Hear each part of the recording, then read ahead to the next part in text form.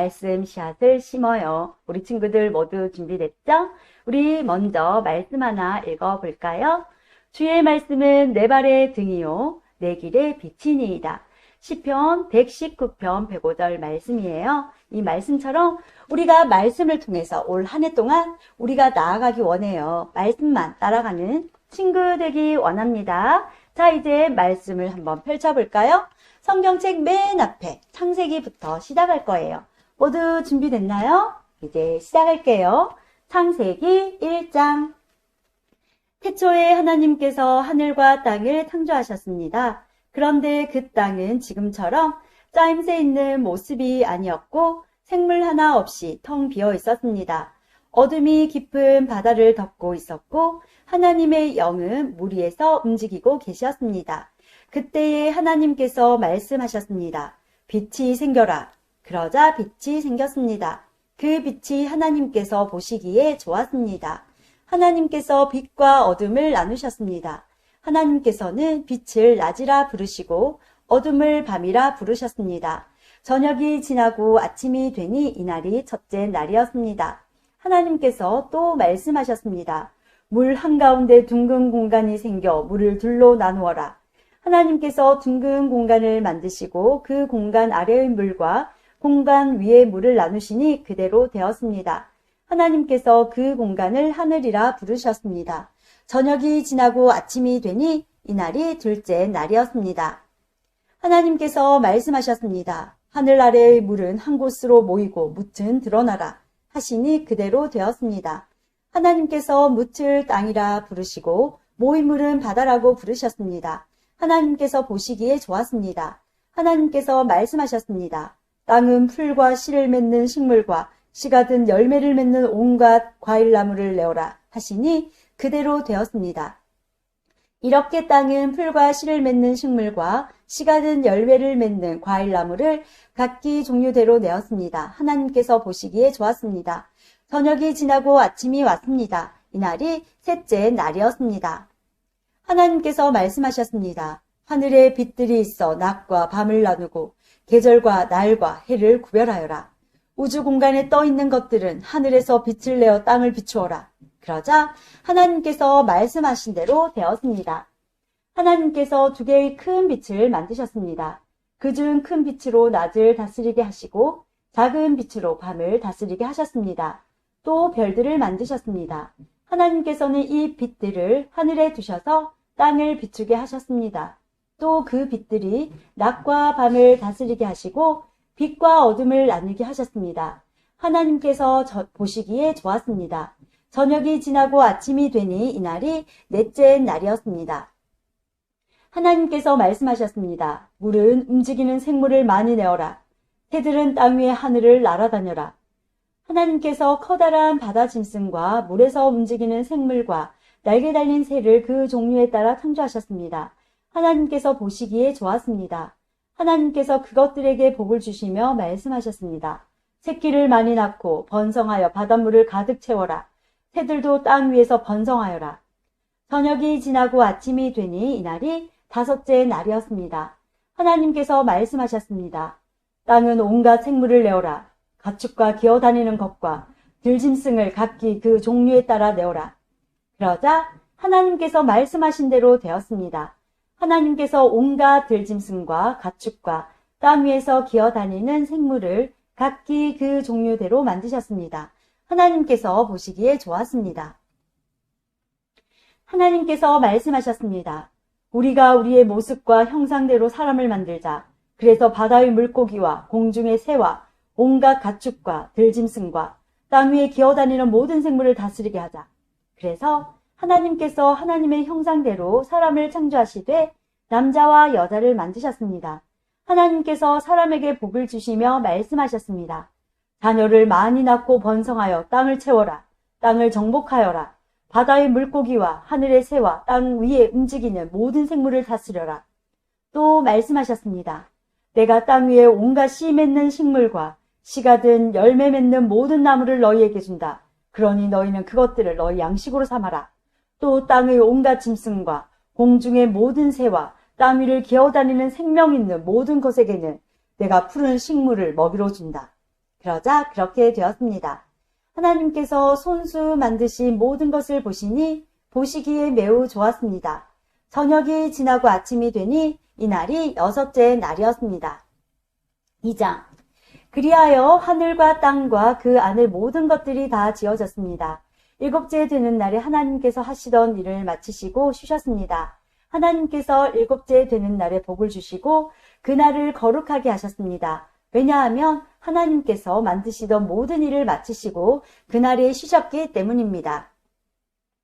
하늘과 땅이 만들어지던 때 곧 여호와 하나님께서 땅과 하늘을 만드셨을 때의 이야기는 이러합니다. 여호와 하나님께서 아직 땅에 비를 내리지 않으셨고 땅을 갈 사람도 아직 없었기 때문에 밭에는 식물과 작물이 자라나지 않았습니다. 그러나 땅에서 안개가 올라와 온 땅의 표면을 적셨습니다. 그때 여호와 하나님께서 땅의 흙으로 사람을 지으셨습니다. 그리고 사람의 코에 생명의 숨을 불어 넣으시니 사람이 생명체가 되었습니다.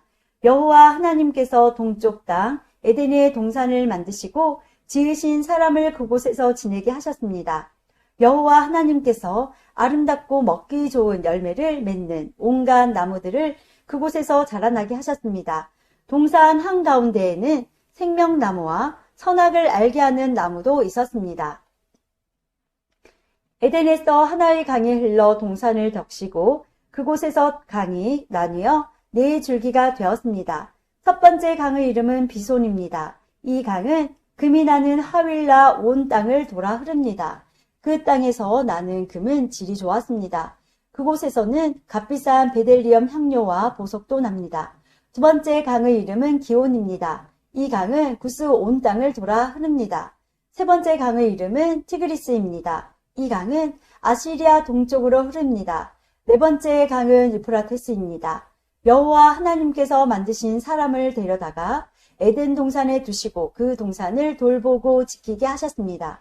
여호와 하나님께서 그 사람에게 명령하셨습니다. 너는 동산에 있는 모든 나무의 열매를 마음대로 먹으라. 그러나 선악을 알게 하는 나무의 열매만은 먹지 마라. 만약 그 나무의 열매를 먹으면 너는 반드시 죽을 것이다. 여호와 하나님께서 말씀하셨습니다. 남자가 혼자 있는 것이 좋지 않으니 내가 그에게 그를 도울 짝을 만들어 줄 것이다.